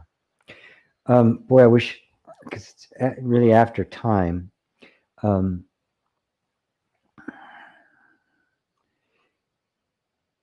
I covered that in the, I don't know if you were in the retreat. I don't know if you were in the EFT course, because there's a lot to it, but it is but recognize that the very act of seeing that you hurt others and feeling the hurt of that is the open door to the wisdom. It is that seeing and feeling that will shift the behavior. Okay? Now, when that behavior first shifts, usually what happens is something inside wakes up and says, God, I never want to do that again. And then it starts punishing itself to try to make sure it doesn't do it again, right? Because it doesn't have any faith in the seeing. It still believes that good behavior has to be imposed from the outside. And so you start punishing yourself. Now that can last literally for lifetimes. It can create an energetic vow in the system that will punish you for lifetimes, right? If it's severe enough. Imagine what Hitler's going through, right? If he's woken up to what he actually did, he may be punishing himself beyond what any of us could possibly do. And Goebbels and all of them. I mean, even guys in our own government, Mitch McConnell, for crying out loud. I mean, at some point, the impact they're having on people for the benefit of themselves and the wealthy is reprehensible, right? Right. So you can create vows. Once it's seen, right? Until it's seen, it's just moving, creating momentum, doing. Once it's seen, right? Immediately the behavior itself begins to fall away. But then all the guilt, the shame, all of the other stuff that we haven't processed, up it comes. Now it turns you into a miserable sinner, punishes you, and you think that if I'm not punished, that I'm just going to do it again, and so you'll punish yourself for lifetimes, okay? Until finally it's realized that it is not the punishment that is making me not do that. It is wisdom and compassion that is keeping me from doing that. And when that happens, the door gets open for true forgiveness. Right? At that point, you don't have to have some vehicle to keep you from doing it. You need nothing imposed on you. It has become your nature. And then all the rest of the stuff, the vows, can all fall away. All right, last question. After I found out I am not my body, I feel very scared since I found out. Panic attacks often. What do I do? Right. The fact that you're not your body doesn't mean you don't have one. Okay. Here's getting. Oh yeah. Take it out of there. No, drying. Right. Just because you know you're not your car doesn't mean you don't have a car. Right. And you don't need the car. I'm not my body. Some people think like the body's like insignificant. You without your body is like a piano player without a piano. I mean, yeah, you're there, but so what? What do you do, right? The body's a vehicle for you, right? So begin to embrace it, right? Not identify with it, but begin to embrace it, right? And so you can be in the body, but it's not you. You can really love it. You can really begin to explore it, feel what it is. Take compassion on it when there's an anxiety. The anxiety is actually the ego feeling cut off from everything. What am I if I'm not the body? Because remember, the egoic identity is completely attached to the body. And so that thought, I'm not the body, is terrifying for the ego, not for you. That's what the anxiety is you're feeling. It's the ego, the whole functioning of the nervous system, needing some place, needing something concrete, a point of reference. Well, you are the point of reference, right? You're still here. Okay, you're not the body, but you're still just as real. You're just as solid. You're just as present. You're still experiencing. You're still feeling stuff, desiring stuff.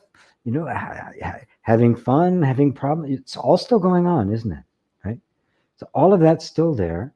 There's just a beginning to liberate consciousness from an identification with the body. And so in so doing, yeah, the ego is going to go, what's going on? Don't worry. It's okay. Don't worry. You just say, don't worry. It's not a problem. And then you can now engage. I'm not just trying to get rid of anxiety. Well, where's the anxiety coming from? Oh, okay. The anxiety is coming from the projection of the mind on some bad consequence of not being the body. So now it's just this idea, a construct of the mind. What could happen if I'm not the body? Well, the body's still here. Everything's happening exactly the way it was before. Nothing's changed except my perception of it. What's been happening all along hasn't changed, right? Somebody who believes they're the body and somebody who doesn't believe they're body, they're still experiencing it. The person who doesn't believe who believes they are their body isn't. They still aren't, but they're experiencing life as if they are, right? So they're just interpreting things. So you're over here, I'm not the body. You're just everything's going on, right? Because the person who thinks they are, they still aren't, and life is going on, whether they believe it or not, right? So you're just standing back here and being really, really compassionate with every feeling that comes up, right? It's like you have a realization, you know? It's like a girlfriend or a boyfriend you want to break up with, right? It's going to be consequences. Ugh, it's not going to feel good, but I got to do it, right? So you do it, right? And yeah, oh, it hurts. You might go, oh, should I have done that? Oh, she was really great, really. There's so many times. No, it was the right thing to do. All of that can go on.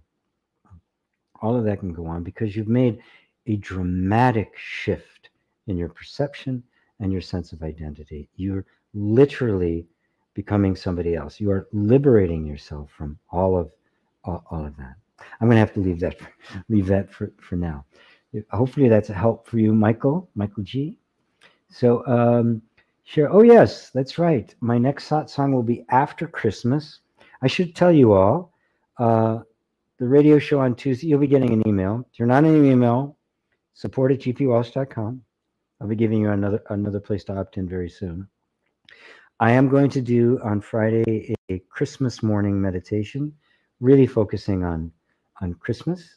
That will be Christmas morning. I'll be sending out an email to everybody, letting them know. It'll be live cast on YouTube and on Facebook. It'll be 9 a.m. on the West Coast, which is noon on the East Coast, 5 in the afternoon, UTC.